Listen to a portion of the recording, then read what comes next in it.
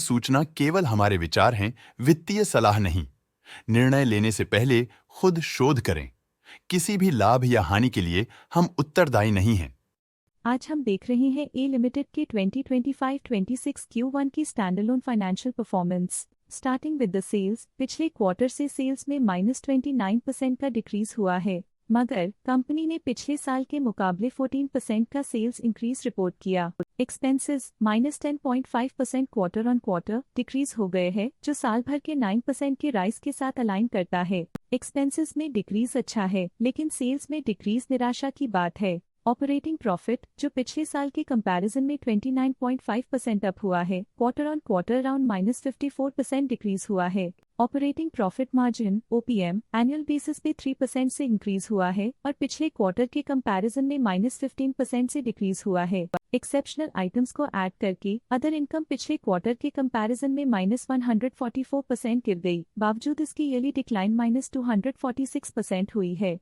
Interest expenses पिछले quarter से -2% down हुआ, लेकिन ईयर ओवर ईयर इंक्रीज 0% हुआ है। डिप्रिशिएशन कॉस्ट में 1% का क्लाइम देखने को मिला और ईयरली बेसिस पे -1% का डिक्रीज देखा गया। Profit before tax annually -57% decrease हुआ, लेकिन प्रीसीडिंग क्वार्टर से -88% डिक्रीज हुआ है। इस साल कंपनी ने 25.5% टैक्स पे किया और क्वार्टरली कंपनी ने 26% टैक्स पे किया है। नेट प्रॉफिट ने ईयर ऑन ईयर -57.5% का डिक्लाइन दिखाया, लेकिन लास्ट क्वार्टर से -89% का कंट्रैक्शन हुआ है। इस क्वार्टर के दौरान कंपनी का परफॉर्मेंस इतना अच्छा नहीं रहा।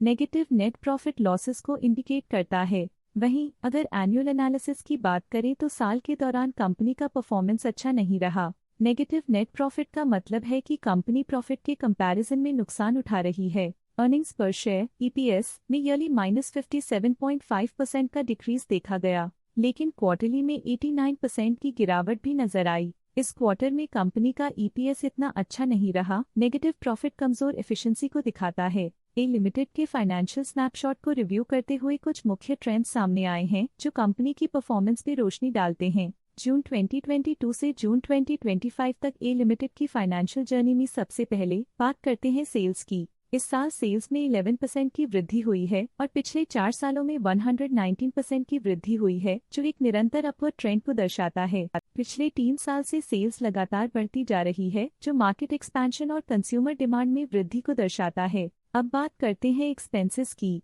इस साल एक्सपेंसेस 8% बढ़े हैं और 4 सालों में 62% का इजाफा हुआ है। इस साल सेल्स और एक्सपेंसेस एक साथ बढ़ रहे हैं, जो बैलेंस्ड ऑपरेशनल अप्रोच को दर्शाता है। ऑपरेटिंग प्रॉफिट का सफर स्टेडिली ऊपर चढ़ रहा है। इस साल 16% की बढ़ोतरी के साथ और पिछले 4 सालों में लगभग 5 गुना का नोटिसेबल राइज हुआ है। पिछले 3 साल से ऑपरेटिंग प्रॉफिट लगातार बढ़ रहा है, जो कॉस्ट मैनेजमेंट और ऑपरेशनल कुशलता को दर्शाता है। नेट प्रॉफिट का सफर ऊपर की ओर चल पड़ा है। इस साल 36% की चढ़ाई के साथ पिछले 4 सालों में लगभग 40 गुना की शानदार वृद्धि हुई है। पिछले 3 साल से नेट प्रॉफिट लगातार बढ़ रहा है, जो फाइनेंशियल हेल्थ को मजबूती देते हुए इन्वेस्टर्स का ध्यान आकर्षित करता है। इस साल EPS में -28% की कमी के बावजूद लंबी अवधि में देखा जाए तो लगभग 21 गुना की मजबूत वृद्धि हुई है। इस साल EPS में कमी आने के बावजूद पिछले सालों की ग्रोथ कंपनी की मजबूत ओवरऑल परफॉर्मेंस को अंडरलाइन करती है। चलिए अब बात करते हैं शेयर होल्डिंग पैटर्न की।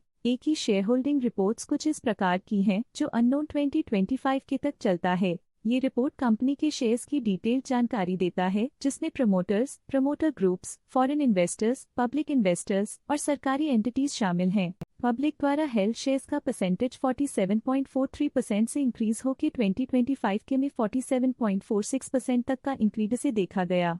ये चेंजेस स्टेट है कि पब्लिक की इन्वेस्टमेंट कंपनी में क्वार्टर टू क्वार्टर इंक्रीज हुई है। जब कंपनी के शेयर्स का मैक्सिमम हिस्सा पब्लिक के पास होता है, तब ये माना जाता है कि कंपनी कमजोर हाथों में है, जो बाजार की अस्थिरता और स्पेक्युलेटिव ट्रेडिंग को इंडिकेट करता है। DII डोमेस्टिक इंस्टीट्यूशनल इन्वेस्टर्स ने अपना शेयर होल्डिंग 2025 में 13.64% से 2025 में 13.77% तक इंक्रीज किया। ये बताता है कि डोमेस्टिक इंस्टीट्यूशंस ने कंपनी में अपना इंटरेस्ट 0.13% तक इंक्रीज किया है। फॉरेन इंस्टीट्यूशनल इन्वेस्टर्स की शेयर होल्डिंग में थोड़ा डिक्रीज आया 2025 के से 2025 के में, जो दिखाता है कि फॉरेन इंस्टीट्यूशंस ने अपने स्टेक को क्वार्टर टू क्वार्टर -0.16 से डिक्रीज किया है। जिसे पता चलता है कि उन्होंने अपनी इन्वेस्टमेंट्स को पुल बैक किया है। ये था कंपनी का करंट शेयर होल्डिंग पैटर्न। आज के लिए फाइनेंशियल सेक्टर में इतना ही। देखने के लिए धन्यवाद।